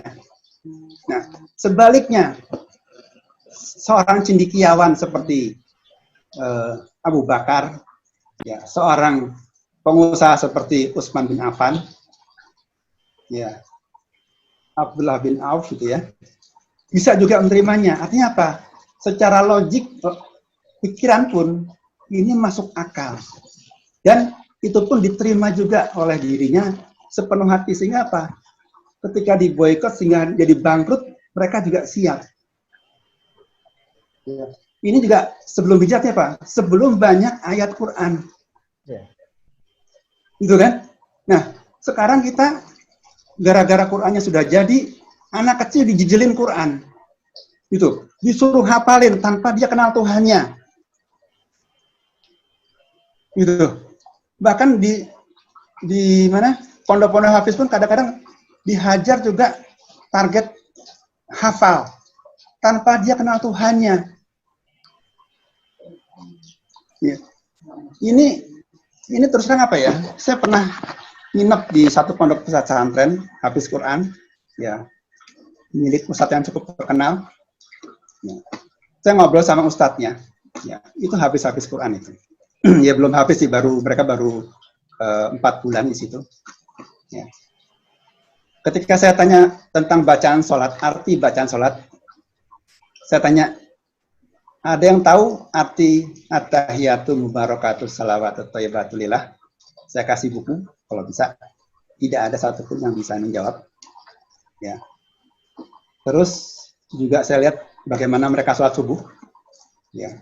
Beberapa kesiangan, beberapa betapa kelihatan sekali tidak khusyuk. Kenapa? Garuk-garuk terus. Gitu. Perutnya digaruk-garuk terus itu kan. Jadi betapa mereka sama Allahnya sembarangan. Padahal betapa mengerikannya orang melihat ya, atau begitu lulus, waduh anakku hafiz Quran. Orang lihat, oh dia hafiz Quran. Betapa tinggi orang lihatnya. Begitu juga dirinya sendiri memandang, oh saya hafiz Quran. Tapi dengan Allahnya kenal nggak? Belum tentu. Jadi Quran itu hanya sekedar pengetahuan di kepalanya aja. Ini kalau dijelin seperti sekarang. Sedangkan orang dulu, imannya dulu, begitu baca Quran, dia bisa melihat kebenaran ayat itu. Bertambah imannya. Dia lihat lagi bacanya. Ya. Rasul kan belajarnya lama ya. Tengahnya itu ya. 3 tahun baru selesai Qurannya kan gitu kan. Jadi artinya sedikit-sedikit. Sedikit-sedikit dipelajarin, diamalkan. Keluar turun lagi sedikit, pelajari, diamalkan. Nah, kita kan enggak sekarang nih, dijejel. Anak SD apa? 10 juz. Gitu. Disuruh hafalkan sampai 10 juz. Ya, dia akan ngejar dengan hafalannya. Tanpa dia kenal, ini yang punya firman siapa? Maknanya apa? Jalaninya gimana? Ya, kita kadang sekarang ini ya, kita banyak sekali lupa dengan tanda-tanda yang disebutkan dalam Quran. Ya, tadi misalnya, orang beriman tuh kalau disebut nama Allah, gemetarlah hatinya. Ya. Orang bisa berzikir, siapa aja bisa berzikir. Subhanallah, subhanallah, subhanallah, alhamdulillah, alhamdulillah. Tapi bisa bergetar nggak hatinya? Gitu. Sampai nggak, aduh, di sininya terasa di dada ini. Jika disebut nama Allah, hati menjadi tentram. Ini terasa nggak di situnya? Nah, kita kadang-kadang tanda-tanda itu lewat itu aja. Quran itu bukan cuma perintah larangan, tapi juga ada tanda, ada keadaan. Ini loh, orang kafir tandanya begini, keadaannya begini. Ya, orang beriman tuh tandanya begini. Ciri-cirinya begini. Nah, ciri-ciri itu ada nggak sama kita? Ya, kita ngaku beriman, jangan-jangan tanda-tanda yang ada sama kita, tanda-tandanya orang munafik. Contohnya apa? Orang munafik itu kalau berdiri sholat, terasa males. Nah, kita gitu nggak sholat subuh? Bangun tidur, aduh masih udah subuh nih. Nah, tunggu deh setengah jam lagi. Ya. Ada nggak itu? Nah, kita coba amatin itunya. Ya. Itu kira-kira. Saringan.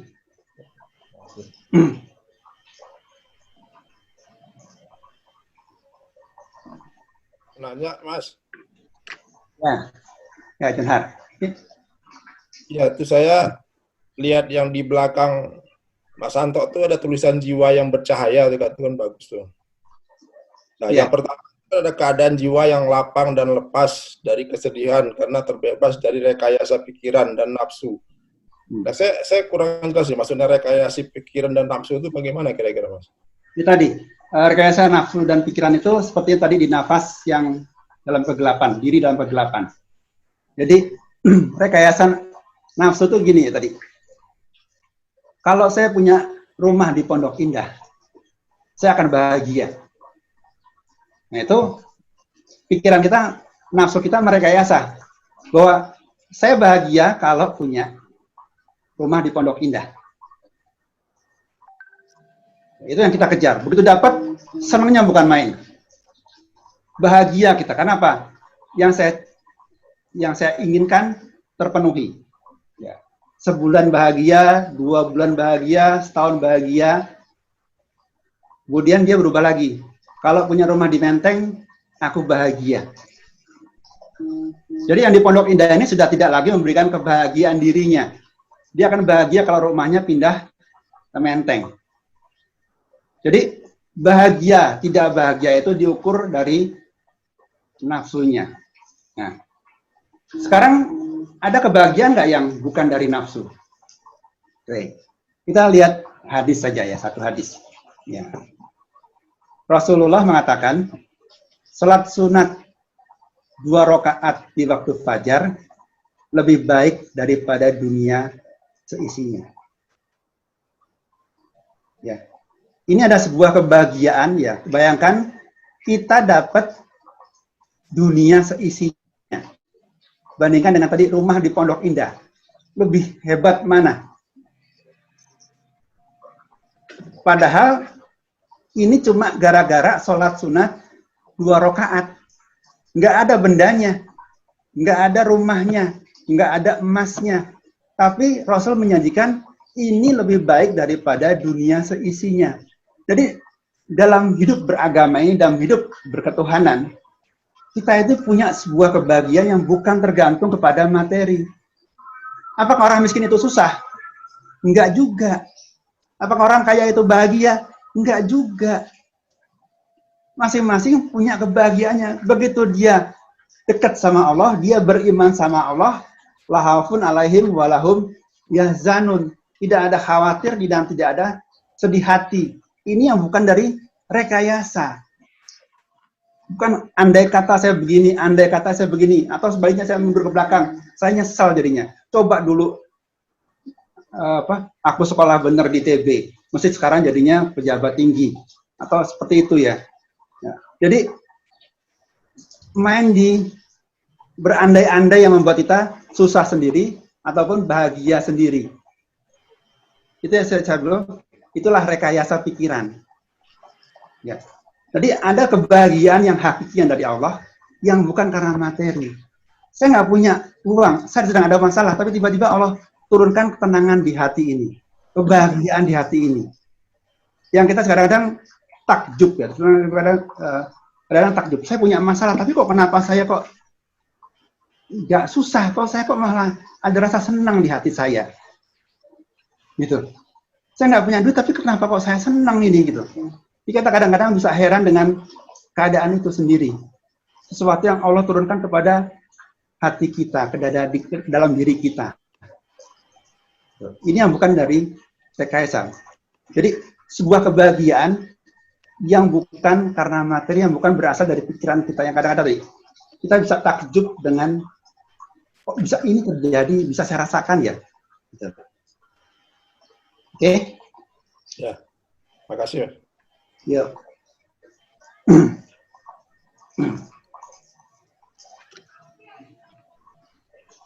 Kemana teman-teman? Ada lagi yang ingin ditanyakan? Assalamualaikum. Salam. Medet, kabar? Alhamdulillah baik Pak. Ini maaf nih baru bergabung. Ini Mas Anto mau tanya ya mengenai Quran. Kan kalau pada saat kita puasa bulan Ramadan itu kan ada kalau kita menghatamkan katanya lebih baik ya.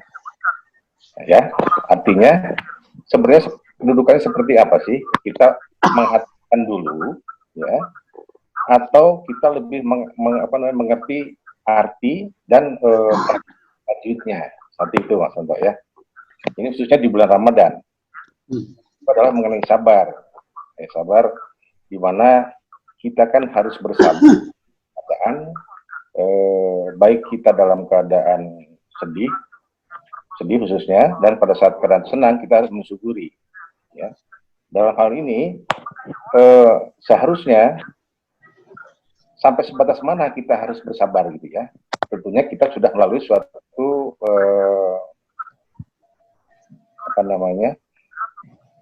berusaha ya, dengan berusaha. Tapi kita tetap akan mendapatkan suatu musibah.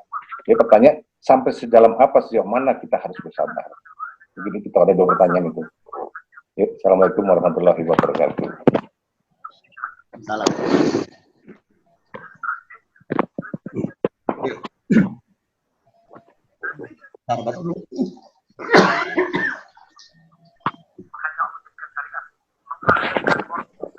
Mengkatamkan atau paham? Ya, dua-duanya penting sebenarnya. Jadi pada tujuan kita untuk hafal apa? Mengkatamkan apa? Ya. Jadi dalam ibadah itu kita harus tahu juga tujuannya apa sih kita beribadah itu. Kita mau menghafalkan Quran untuk apa? Gitu, untuk hafal. Ya. Tadi karena sekarang ini kita sudah ada Qurannya ya dari Sari tadi. Jadi kita kadang-kadang mengejar target mesti kelar. Nah, padahal nggak hafal. Kalau zaman dulu kan Rasul nggak ada kitabnya ya. Jadi hafalan ya apa? Kataman ya hafalannya sebenarnya gitu. Jadi menghafalkan, mengkatamkan untuk melatih hafalannya. Jadi dua-duanya bisa. Kalau saya dulu belajar sama Mbak Tia Nasir, coba dibagi 2. Ya. Pakai 2 Quran malahan. 1 untuk kataman, ya. Ini untuk melatih tadi untuk hafalan, melatih hafalan. Yang kedua adalah untuk tadabur. Jadi 1 bacanya pelan-pelan, dipelajari. Ya. Yang 1 lagi memang kejar untuk hatam. Ya. Jadi bisa dua-duanya, tergantung tadi tujuannya apa. Balik kepada tujuan. Ya. Kita mau ambil yang mana? Ya. Kalau saya sendiri cenderung saya hafalkan, saya baca khatam setahun sekali. Ya. Ya. Karena setahun cuma sekali kan jadinya lama. Ya, pelan-pelan bacanya sekali sehari 1-2 halaman saya bisa baca beneran, bisa lihat asbabul nuzulnya, hadis-hadis terkaitnya apa, bisa lihat tafsirnya. Ya saya pakai aplikasi yang ada itu, plus saya bisa ngasih catatan, ngasih note di situ, pemahaman saya tentang di situ apa. Ya, jadi saya baca itu 1 tahun sekali. Saya kerjakan khatam ya, dengan mempelajarinya selesai kok 1 tahun sekali itu. Jadi terserah, tapi kembali kepada pilihannya. Ya. Dua-duanya boleh, tapi saya lebih suka karena toh Rasul 23 tahun. Ya. Nggak usah buru-buru sebenarnya. Nggak usah buru-buru. Khususnya di bulan Ramadan gimana Pak Anto? Ya pelajari sebanyak-banyaknya sama aja. Ya. Dipelajari sebanyak-banyaknya. Kalau tadinya cuma tadi ya, sehari cuma 2 halaman, bisa nggak sehari 10 halaman? Waktunya, ya. Durasinya diperpanjang. Atau dibagi 2 aja. 1 jam buat ngejar khatam. Kan cukup kan? Ya, satu jam itu kira-kira 1 juz sih bisa dapat lah ya. Ya. 1 jam lainnya baca yang benar. Untuk tadabbur. Dipelajarin. Ya. Jadi kita bisa bagi 2 waktu kita. Ya. Gitu. Yang kedua tentang sabar. Sabar itu sampai batas mana? Sabar itu nggak ada batasnya. Ya. Mungkin yang pembahasan sebelumnya, kita bisa bilang sabar itu ada batasnya kalau pakai kekuatan sendiri. Ya. Kita menggunakan kekuatan sendiri untuk nahan diri. Tapi begitu ditolong Allah, itu bisa tidak ada batasnya.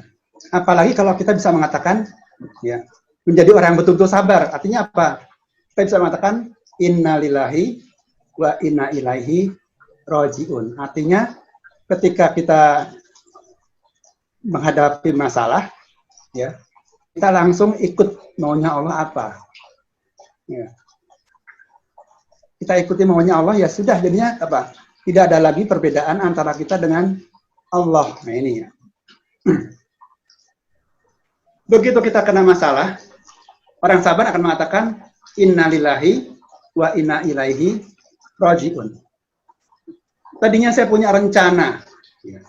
Saya pengen kaya, bangkrut. Ya. Saya pengen sehat, sakit. Begitu kejadian apa? Saya samakan, saya terima, saya ridho dengan takdirnya Allah. Artinya apa? Saya tidak perlu lagi menahan diri. Sabar itu apa? Nahan diri. Kalau kita sudah samakan, ya nggak ada masalah. Mau saya dengan mau Allah sama. Pasti saya di sini apa? Sabar terus. Udah nggak ada batasan. Begitu ada masalah, saya datang ke Allah. Ya. Saya mengatakan innalillahi wa inna ilaihi rajiun. Saya datang ke Allah, saya rela ya Allah. Saya ridho dengan masalah ini. Saya ridho dengan sakit saya. Saya ridho dengan ekonomi saya. Saya ridho dengan masalah keluarga saya. Maka selesai. Ya, kita nggak susah lagi. Ya. Kenapa? Mau kita dan Allah sama. Ini yang menjadi masalah kalau kita tetap ngotot. Mau kita, Allah harus turuti mau kita di sini. Kita nggak mau ikut maunya Allah. Itu yang menjadi masalah. Itu yang menjadi sumber kesedihan. Begitu kita terima, saya rela ya Allah. Saya ridho.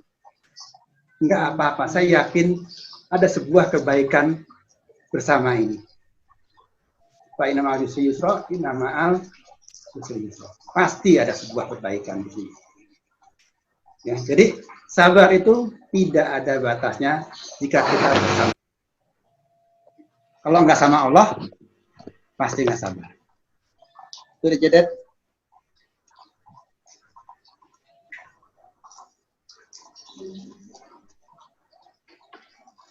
Oke, ada lagi? Saya Ustaz. Assalamualaikum warahmatullahi wabarakatuh. Pada zaman Quran teks ya, saya pakai begini, ada tempelannya post-it ya. Di sini ada tanda-tandanya orangnya itu artinya apa, hijau artinya temanya apa, dan ada juga catatan-catatan saya di sini. Ya, ini saya dulu selalu setahun sekali saya selesaikan baca ini, dan selalu ada setiap tahun nambah tempelannya. Gitu. Kalau sekarang ya pakai HP aja saya pakainya. Mas Anto, ada pertanyaan dari Mas Padiatmono. Ya Ustaz, Assalamualaikum warahmatullahi wabarakatuh. Waalaikumsalam.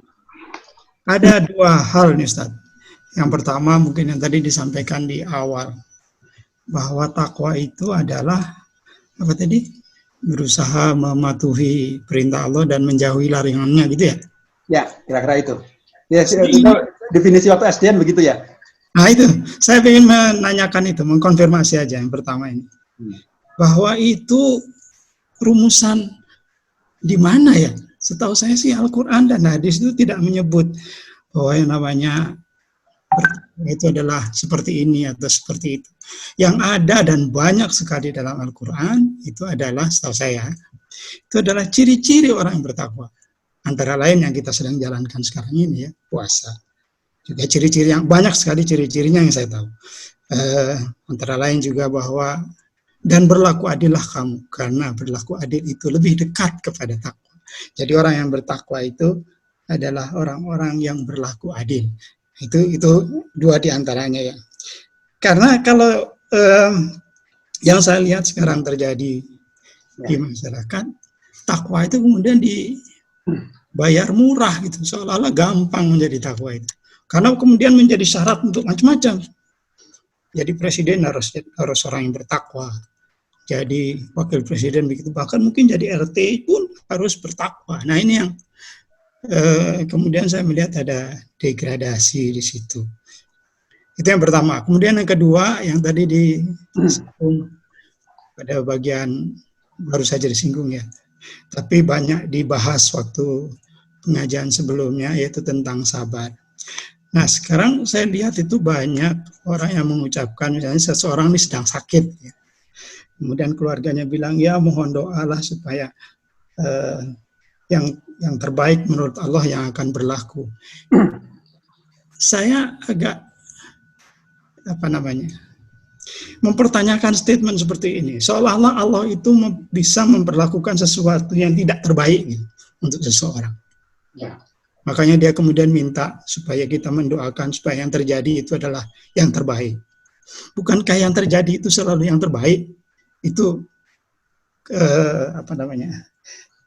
pertanyaan saya yang kemudian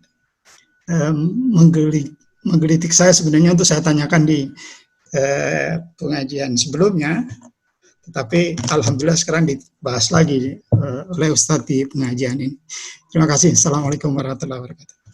Salam. Ya, memang Pak Mas Nono ya. Saya hanya tadi mengambil definisi yang takwa itu adalah dia orang yang ini ya, melakukan perintah Allah, menjauhi larangan. Sebenarnya ini adalah actionnya ya. Dia bisa melakukan ini karena apa sih? Ketaatan kepada Allah. Ya, jadi iman itu kan cuma percaya aja. Takwa itulah implementasinya. Buktinya apa? Perintah Allah dijalankan, larangannya dia jauhkan. Inilah takwa lah bukti daripada implementasi. Memang ada cirinya ya. Jadi saya ambil dari dua ayat ini aja ya. Ciri-ciri seperti tadi, harus ada imannya ya. Iman sama Allahnya ini harus beres dulu ya. Iman segala macam yang rukun iman harus beres dulu ya. Sama juga sedekah, sholat, zakat, berjanji, sabar, nahan amarah ya. Meminta ampun jika ada kesalahan ya. Jadi sebenarnya banyak, ada beberapa surat ayat yang mengatakan ini. Jadi memang banyak, tapi sebenarnya sudah balik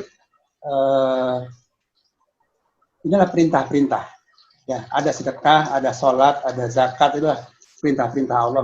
Kan artinya apa? Harus dikerjakan. Ada suatu amal soleh yang harus dikerjakan ya. Jadi kalau yang Mas Ono bilang di Quran banyak cirinya, iya, seperti ini yang saya tampilkan ini. Saya setuju itu ya.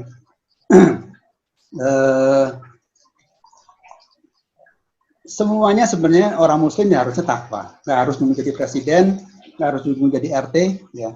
Bukan menjadi syarat. Itu adalah syarat semua orang mukmin harusnya dia takwa. Ya, tentunya adalah supaya apa? Ketakwaan itu bisa digunakan, ya, bisa bermanfaat bagi semuanya. Gitu. Itu saya pikir sih untuk tadi ya. Inilah saya akan hanya menyederhanakan aja bahwa untuk bisa menjalankan perintah-perintah Allah ini, ya kita bisa meninggalkan ego kita. Kadang-kadang tadi kita mikir logika kita sama logikanya Allah kadang-kadang nggak cocok. Nah, tapi kalau kita tahu ini perintah Allah, harusnya kita tinggalkan logika kita. Kita ikut logikanya Allah. Kita punya keinginan apa, tapi Allah tentukan ini. Tadi riba misalnya gitu ya. Ya ini contoh aja ya. Saya waktu beberapa tahun lalu mau nyicil rumah gitu ya. Saya telepon teman saya tanya di BCA. BCA cuma 7% setahun bunganya. Saya telepon teman saya, bunganya di bank syariah berapa? 13%. Ya. Jadi kalau dihitung-hitung beda cicilannya, di bank syariah lebih mahal 3-4 jutaan. Hitung saya itu. Ini mau ikut riba, mau nggak ikut riba. Gitu. Tapi kenapa yang riba jadinya lebih lebih nyekek leher daripada yang nggak riba gitu kan? Jadi logika kita kalah, emosi kita bimbang jadinya gitu kan. Gitu. Jadi ujiannya di sini, kita mau ikut Allah apa enggak dengan harga itu, gitu kan? Jadi bukti keimanan kita lah sebuah ketakwaan. Jadi kenapa saya ambil adalah perintah larangan adalah inilah bukti keimanan kita sebagai sebuah ketakwaan. Kemudian masalah tadi sabar, ya saya setuju, ya sebenarnya ya pasti yang Allah tentukan itu pasti yang terbaik. Ya. Kalau usah doa minta yang terbaik lagi, itu saya setuju Pak. Ya. Cuma kan nyenangin yang sakit sebenarnya, gitu kan? Nyenangin orang yang nggak sabar, ya. Supaya dia jadi sabar. Tidak sabar apa? Doain bahwa nanti ini sebenarnya nanti dapatnya yang terbaik daripada Allah. Mau dia sehat, mau dia mati, ya inilah terbaik buat Allah. Gitu. Biasanya kalau ada minta yang terbaik itu udah yang mau mati baru ngomongin yang terbaik. Kenapa? Udah daripada hidup dia susah, mendingan mati. Allah bilang ini supaya keluarganya punya alasan ini yang terbaik dari Allah. Kadang-kadang kita ngademin hati kita dengan seperti itu. Kira-kira itu aja.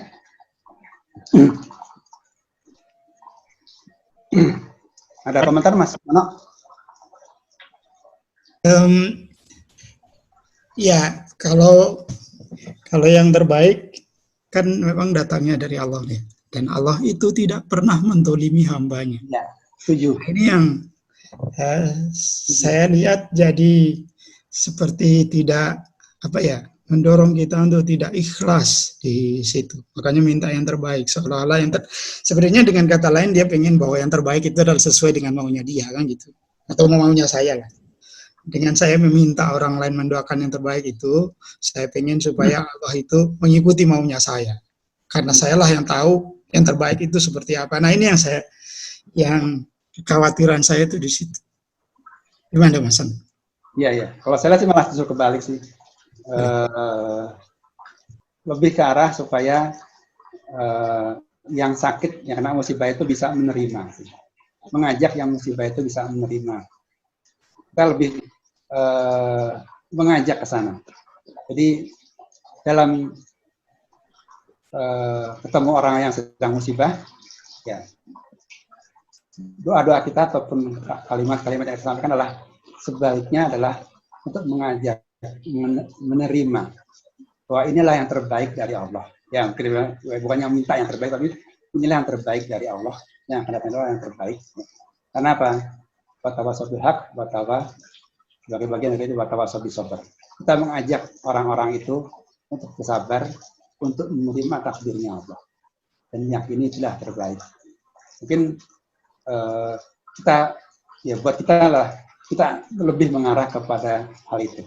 Ya, meskipun kalimatnya sama, ya, yang terbaik dari Allah, tapi sadari bahwa inilah yang terbaik dari Allah dan kita coba terima keadaan ini. Pasti ada sebuah kebaikan yang lebih besar daripada yang Allah ambil. Yang Allah janji kalau Allah ambil sesuatu diganti yang lebih baik atau paling enggak setara. Itu yang satu janji Allah yang harus kita pegang. Gitu. Ya, terima kasih Ustaz. Terima kasih juga untuk moderator. Assalamualaikum warahmatullahi wabarakatuh. Waalaikumsalam warahmatullahi wabarakatuh. Baik, Pak Mas Anto, saya rasa kecuali ada yang mau bertanya, satu pertanyaan lagi, silahkan. Masih ada waktu 10 menit sebelum kita tutup dengan doa. Saya Mas Pri. Silahkan Mas Rutban. Ya Ustadz, Assalamualaikum warahmatullahi wabarakatuh. Saya kok nggak begitu setuju tadi dengan pernyataan Ustadz nih, bahwa yang anak-anak tadi mereka dipaksa untuk hafal Al-Quran, sementara satu tidak tahu artinya, kedua pendidikan ketuhanannya nggak masuk. Saya kok nggak setuju. Jadi sebetulnya biarin saja.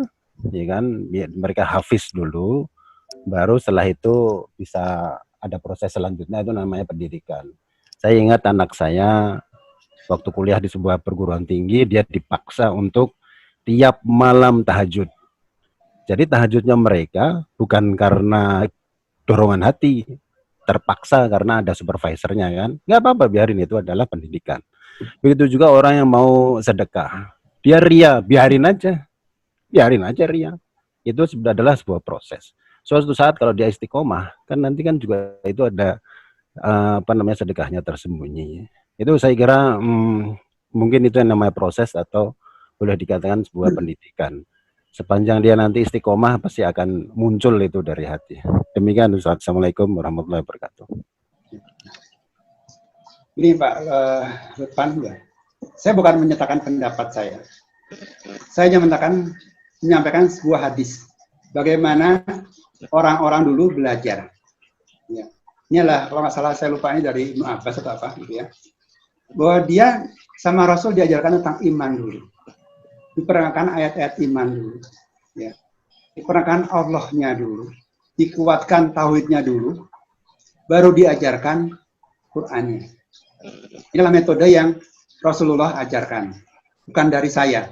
Terserah Mas Lutfan setuju atau enggak, ya silakan ya. Tapi saya hanya melihat ada satu perbedaan besar antara yang sekarang dilakukan di dunia pendidikan, ya, dengan yang dulu Rasulullah ajarkan. Bahkan saya pernah membaca bagaimana ibundanya Imam Syafi'i mendidik anaknya, ya. Ketika dia mau belajar ke salah satu gurunya, dia perbaiki pakaian anaknya. Ya. Kemudian dia berkata, belajarlah akhlak gurumu dulu sebelum kamu belajar ilmunya. Ya. Belajarlah adabnya dulu. Bagaimana belajar beradab dulu sebelum kamu belajar ilmunya. Dan ini masih dipakai di pesantren-pesantren. Pesantren-pesantren itu orang yang diajarkan adalah tentang akhlak dulu. Akhlak kepada gurunya, akhlak kepada ilmunya. Sebelum belajar ilmu. Di pesantren itu, kalau orang pintar nggak punya akhlak, nggak ada nilainya. Ini masih dipakai di pesantren. Ya, jadi yang dipelajari apa? Akhlak dulu. Jadi beda dengan metode barat, gitu ya, di mana ilmu dikejar. Tapi kalau justru yang di pesantren maupun di hadis ini sepertinya ilmunya nomor 2. Ya. Belajar tauhid dulu, belajar iman dulu. Sebelum kamu belajar Qur'annya. Ya, ini adalah pendapat hadis, ya, bukan pendapat saya. Gitu ya. Saya hanya menyampaikan ini loh yang dulu diajarkan oleh Rasul seperti ini. Ya, perkara sekarang beda dan itu lebih baik, ya terserah. Kalau saya sih tetap saya sependapat dengan hadis ini. Ya. Itu aja. Ya, makasih Ustaz. Baik, Pak. Terima kasih Mas Pri. Ya, Mas Lutfan ya. Mas Anto, Mas Anto. Ya. Saya bacakan ini dari Mas Sarwi yang lewat chatting. Mas, iman Islam Islam, iman, takwa. Bisakah saya atau rekan lainnya mengatakan saya orang beriman atau saya orang bertakwa kalau saya hanya mampu bilang saya orang Islam? Coba mencerna ini, juga mencerna ini. Kalimatnya susah saya. Gimana, ulang. Ya, makanya saya ulang. Saya juga susah memahaminya ini. Bisakah saya atau rekan lainnya mengatakan saya orang beriman atau saya orang bertakwa kalau saya hanya mampu bilang saya orang Islam? Jadi, atau lebih baik Mas Tarwi saja ini yang ngomongnya supaya lebih jelas, tidak usah diterjemahkan ya Mas Tarwi. Silakan Mas Tarwi. Ya, Mas Ustadz, ini saya sebetulnya nyambung juga apa yang tadi jadi kegalauan dari Mas Mono itu. Jadi kalau ada 3 terminologi yang sangat dekat dengan kita, yaitu kita itu orang Islam, orang beriman, orang bertakwa. Bahkan hari-hari sekarang ini kita melaksanakan puasa, itu juga la'alakum tatakun. Tetapi begitu sampai atau merefer kepada Al-Quran, kriteria orang takwa itu apa saja, atau kriteria orang beriman itu apa saja, terus terang saya jadi keder saya untuk mengatakan bahwa saya itu orang beriman, atau saya itu orang bertakwa. Misalnya, uidat lil mutakin, alladzina yunfikuna fis sarra wa dharra wal kadhiminal ghaidha wal afina 'anil nas. Untuk memenuhi itu semua, terus terang masih makom saya nggak nyampe. Qad aflahal mu'minun, dijamin sukses bagi orang yang beriman. Siapa itu orang beriman? Allati sholatihim khosiun, khusuk. Untuk mencapai khusuk aja susah. Tetapi saya mampu mengatakan saya sebagai orang Islam. Karena Islam cukup asyhadu alla ilaha illallah wa asyhadu anna Muhammadar Rasulullah.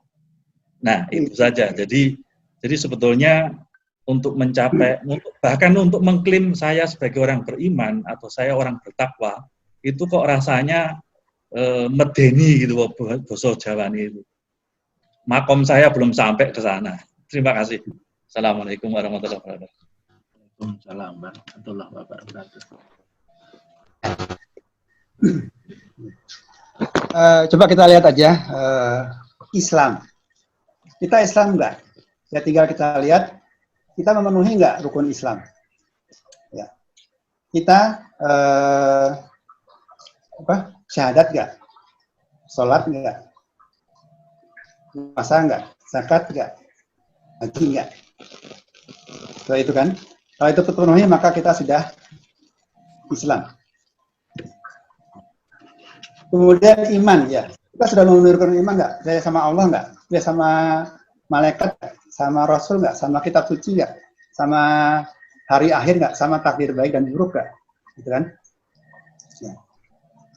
Nah, Islam itu sebenarnya relatif lebih mudah tadi. Asal dikerjakan. Sebentar Mas Nato. Ya. Iman saja, misalnya iman saja tadi. Kita sudah beriman kepada Allah atau belum? Saya kadang-kadang jangan-jangan saya lebih mementingkan bos saya atau dompet saya daripada Allah.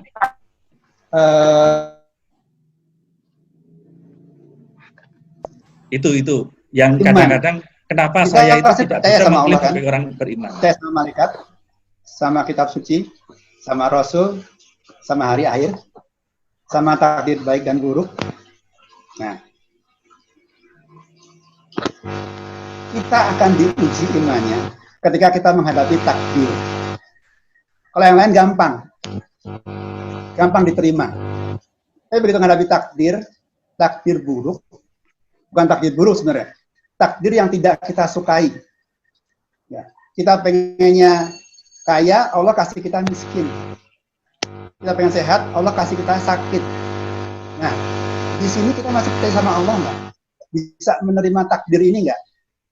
Kalau enggak, ya iman kita itu lebih buruk daripada imannya iblis. Ya, iblis itu sama Allah ketemu, sama malaikat ketemu, sama Rasul ketemu, sama kitab suci dia lihat turunnya ayatnya, sama hari akhir dia tahu. Dia hanya gagal satu, ketika disuruh nyembah Adam, dia sombong, nggak mau. Dia kan dari tanah, aku dari api. Iblis nggak mau terima takdir bahwa dia harus tunduk sama Allah. Di sini gagal iman. Rukun, namanya rukun itu gagal satu, gagal semuanya. Begitu kita tidak bisa terima takdirnya Allah, artinya kita tidak bisa menerima Allah sebagai Tuhan kita. Itu, nanti Pak gugur semuanya. Tidak bisa menerima takdir, aja tidak bisa menerima takdir. Inilah ujiannya. Makanya ada orang Badui yang mengatakan, ya Rasulullah, aku sudah beri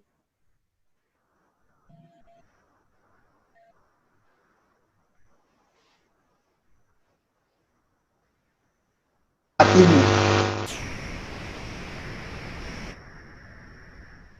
Jadi iman itu di sini ujiannya. Kita menghadapi musibah ini, ujian sesungguhnya terhadap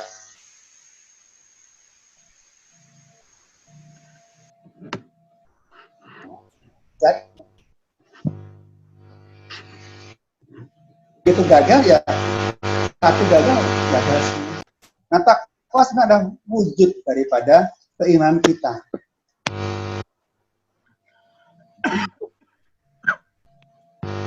Iman itu kan ada apa? Yakini dalam hati, diucapkan dengan lisan, dan diamalkan dengan perbuatan. Takwa itulah perbuatan gampangnya begitu.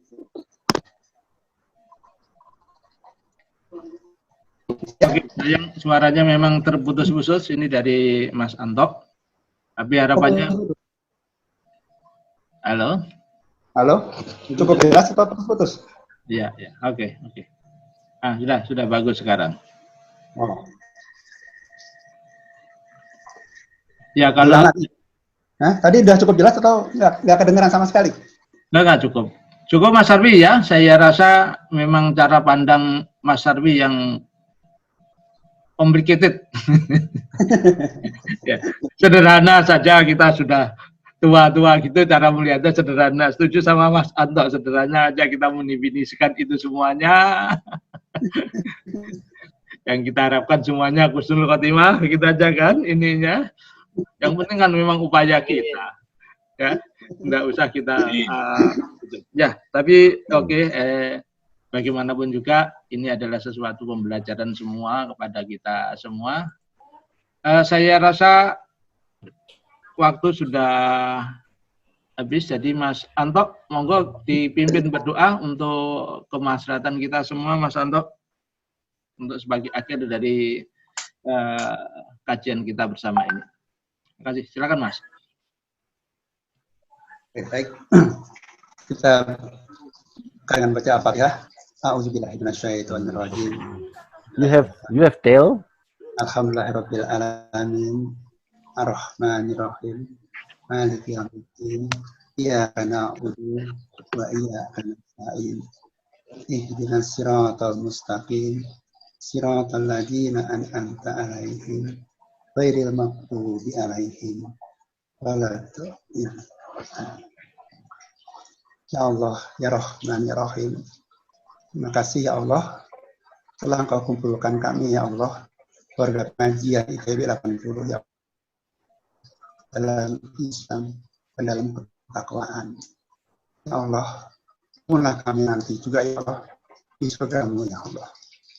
Ya Allah, berikanlah Ramadan ini ya Allah, membawa kami kepada perbaikan ya Allah. Dalam kesendirian kami ya Allah, kami tidak bisa ke masjid ya Allah. Mampukan kami untuk menemukan-Mu ya Allah, mendekatkan diri kepadamu ya Allah. Dalam kesendirian kami di malam-malam, maupun di siang hari ya Allah. Terimalah segala doa kami ya Allah. Terimalah segala amal ibadah kami ya Allah. Mampukanlah kami ya Allah untuk mendekatkan diri kepadamu ya Allah. Hilangkanlah rasa malas dalam hati kami.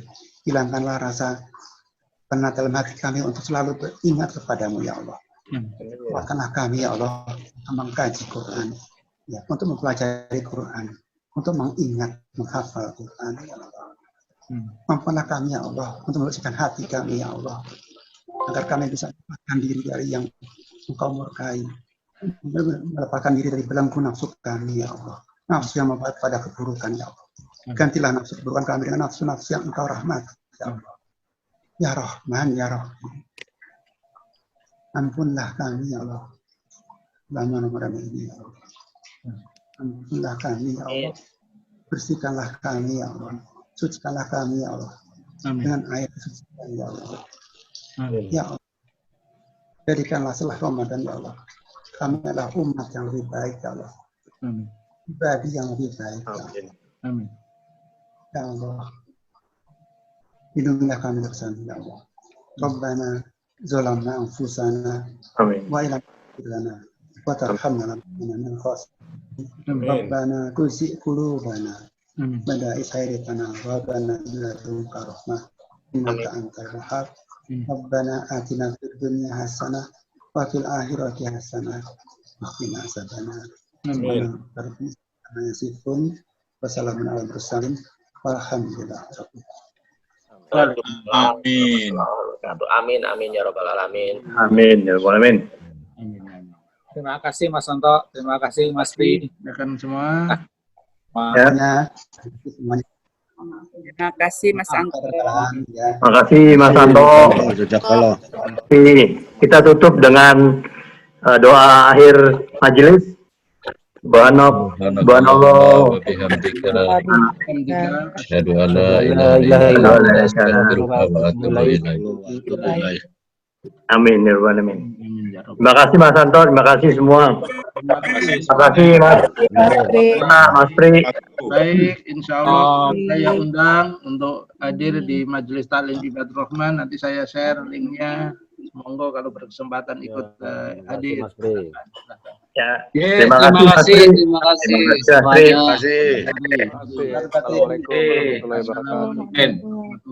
Amin. Ya, jazakallah khair. Assalamualaikum. Terima kasih Mas Pri, Mas Anto, semuanya yang sudah hadir. Minggu depan, ada lagi Insya Allah ya. Insya Allah. Ini Mas Pri rekam ya semuanya tadi ya. Ya, direkam. Ya. Nanti saya rubah jadi ke YouTube deh kali bisa ya supaya gampang bukanya. Karena 2 jam kalau pakai itu berat dibukanya. Mas Anto ditunggu ya itunya filenya. Oke. Ya, terima kasih sampai minggu depan ya insya Allah teman-teman yang hadir kembali di acara pengajian ITB 80. Terima kasih. Assalamualaikum. Assalamualaikum warahmatullahi wabarakatuh. Terima kasih semuanya. Alhamdulillah.